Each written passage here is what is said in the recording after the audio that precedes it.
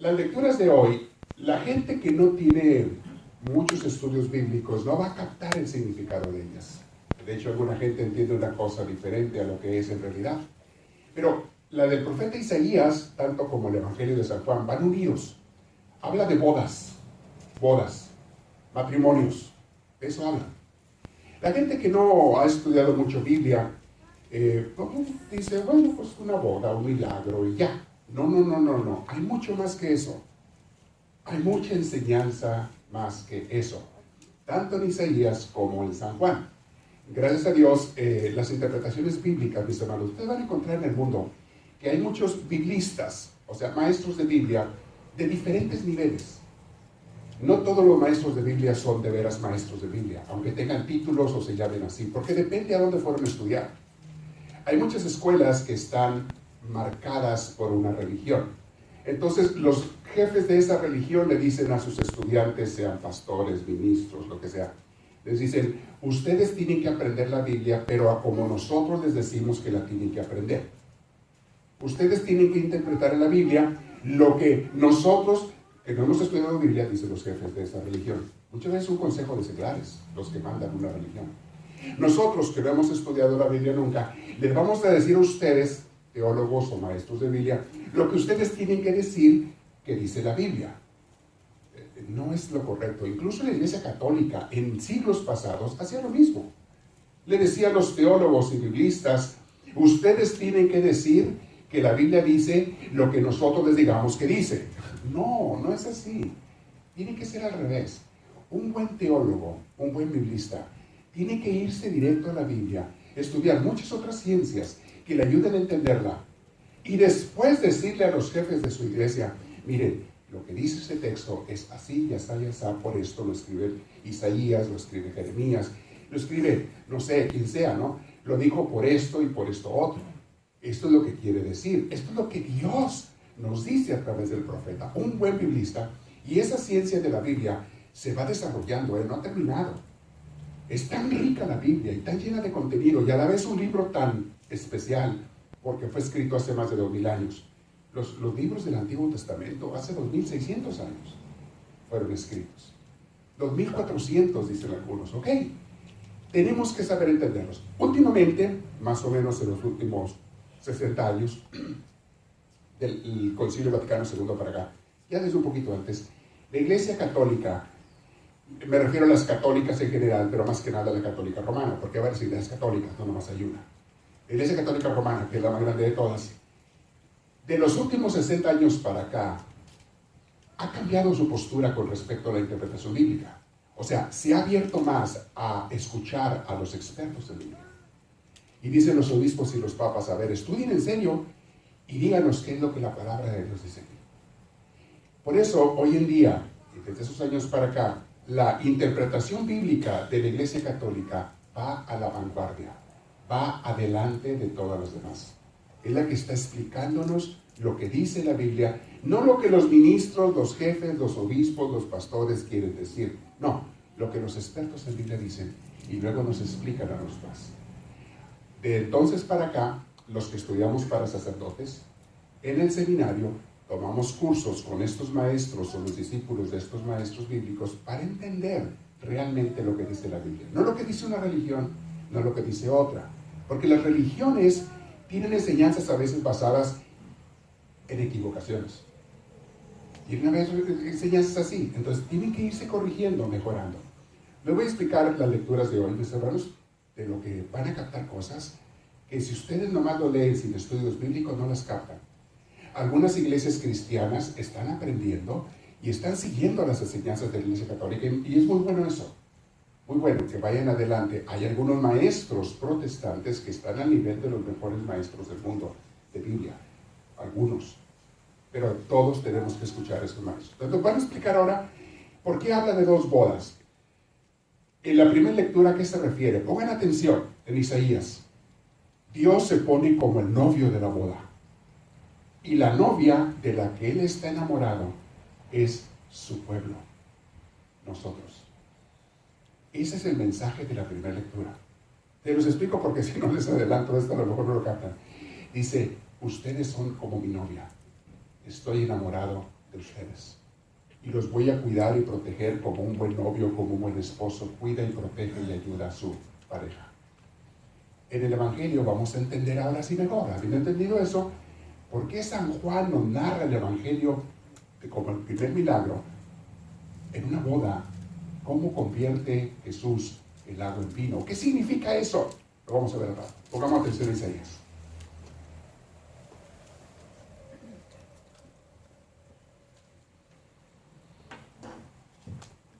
La lectura está tomada del libro del profeta Isaías, capítulo 62, versículos del 1 al 5.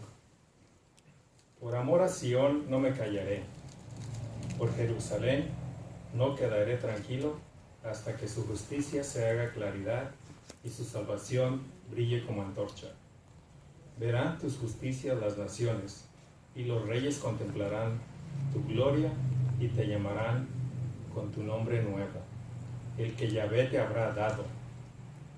Y serás una corona preciosa en manos de Yahvé, un anillo real en el dedo de tu Dios.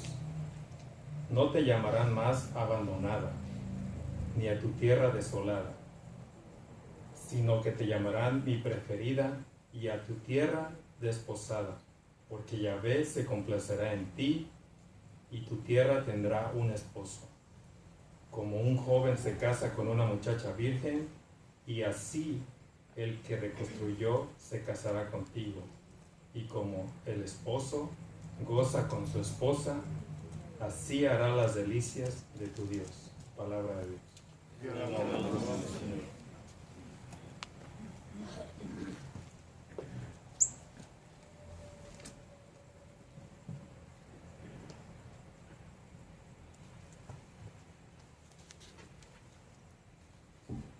Para recitar el Salmo responsorial, todos decimos: cantemos la grandeza del Señor. Cantemos la grandeza del Señor. Cantemos al Señor un canto nuevo, que le cante al Señor toda la tierra. Cantemos al Señor y bendigámoslo. Cantemos la grandeza del Señor. Proclamemos su amor día tras día. Su grandeza anunciemos a los pueblos, de nación en nación, sus maravillas. Cantemos la grandeza del Señor. Alaben al Señor, pueblos del orbe, reconozcan su gloria y su poder, y tribútenle honores a su nombre. Cantemos la grandeza del Señor. Para escuchar el Santo Evangelio, de pie.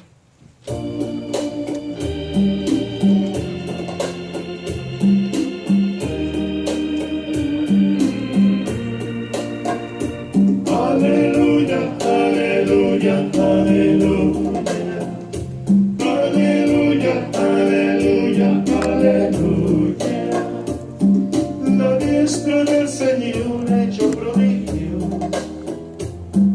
La diestra del Señor me ha salvado. Aleluya, aleluya, aleluya. Aleluya, aleluya, aleluya.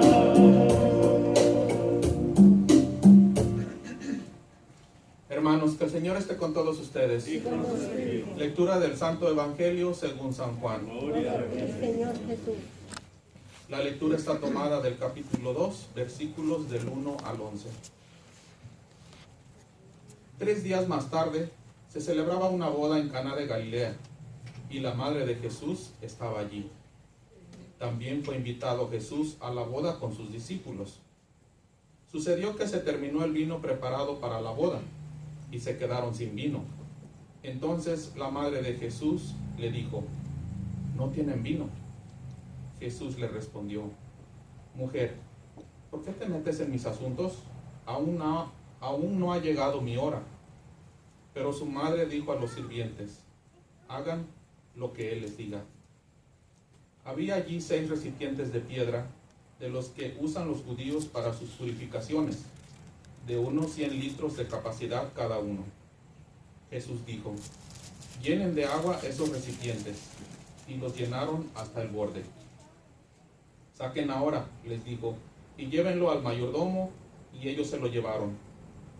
Después de probar el agua convertida en vino, el mayordomo llamó al novio, pues no sabía de dónde provenían, a pesar de que lo sabían los sirvientes que habían sacado el agua. Y le dijo: todo el mundo sirve al principio el vino mejor, y cuando ya todos han bebido bastante, les dan el de menos calidad, pero tú has dejado el mejor vino para el final. Esta señal milagrosa fue la primera, y Jesús la hizo en Caná de Galilea. Así manifestó su gloria, y sus discípulos creyeron en él. Hermanos, esta es palabra del Señor. Gloria a Dios. Pueden tomar asiento.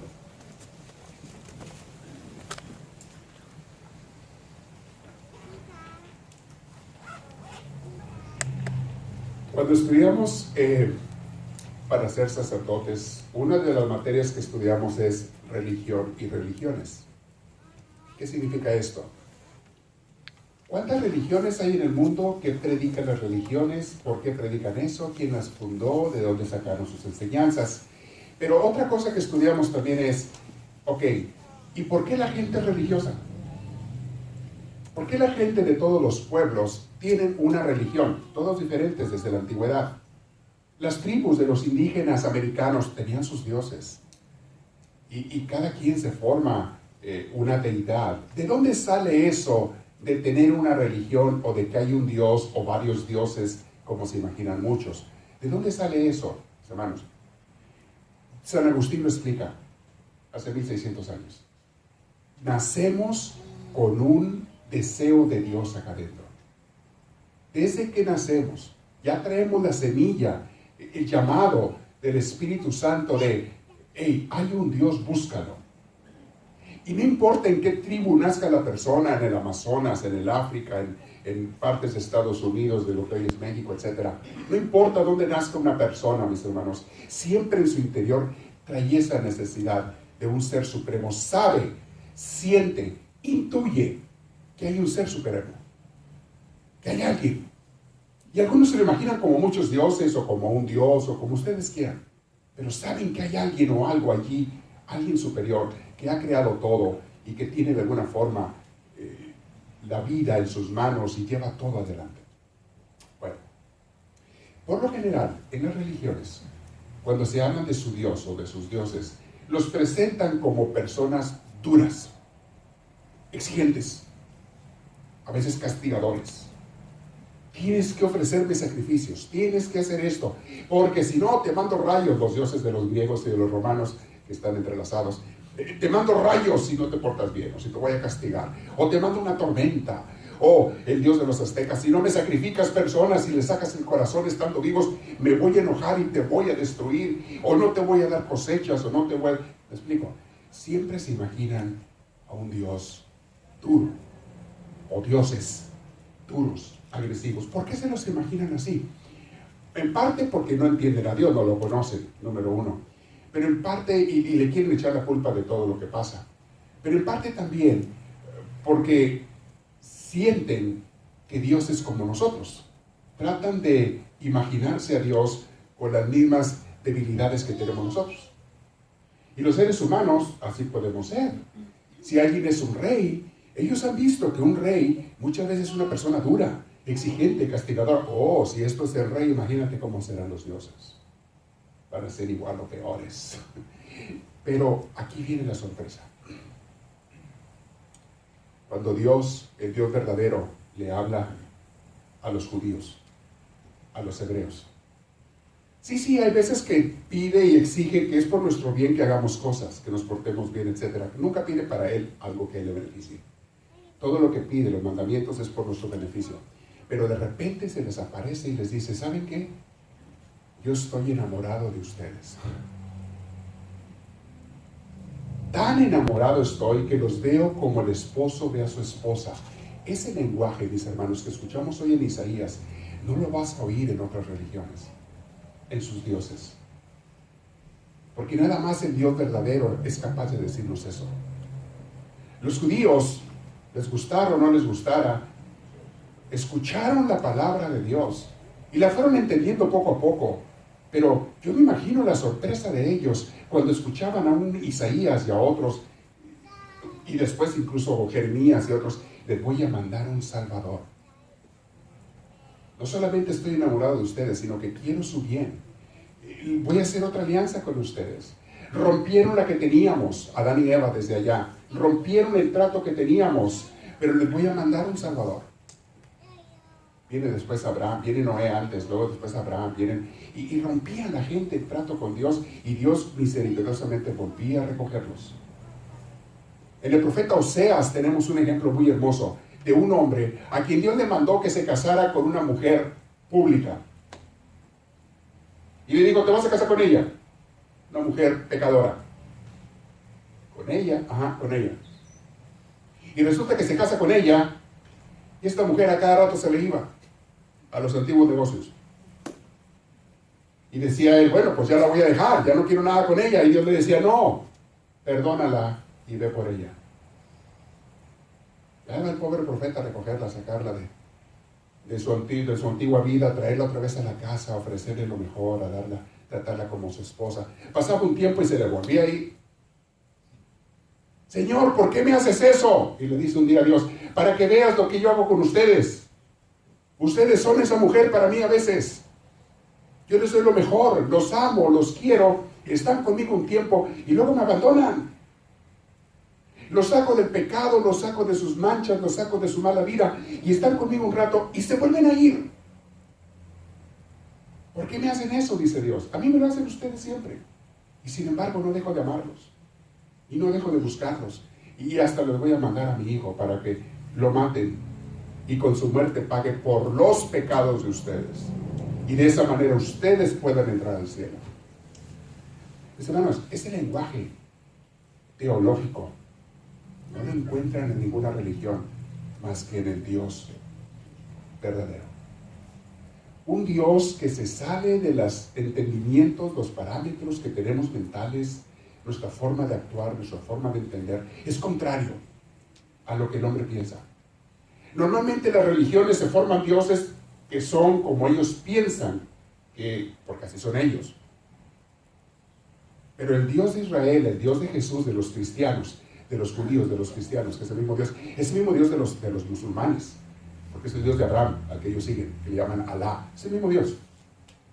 Este Dios, mis hermanos, es un Dios bien diferente, es nuestro Dios, a como el hombre se lo imagina. Imagínate las cosas con las que salía, contrarias a como el hombre piensa. Perdonen a sus enemigos. Es más, amen a sus enemigos. ¿Qué ser humano te dice eso? ¿Qué ser humano en su sano juicio te dice: oh sí, hay que perdonar a todos los que te ofendan? Es más, si alguien te quita la camisa, dale también el abrigo. Si alguien te obliga a caminar con él una cuadra, camina 2 cuadras o 2 kilómetros con él. Si alguien te da una cachetada, pone la otra mejilla. ¿Qué humano te dice eso? Ningún humano. Eso se sale de la lógica humana. La lógica humana es nada, justicia, castigo para el que merece, cárcel, muerte, lo que sea, para el que se merece, que hizo mal. Eso piensa el ser humano, y así practicamos en los seres humanos. Pero Dios no es así. Dios es misericordia, Dios es perdón, Dios es amor, por una razón simple: está enamorado de ti, de mí, de nosotros.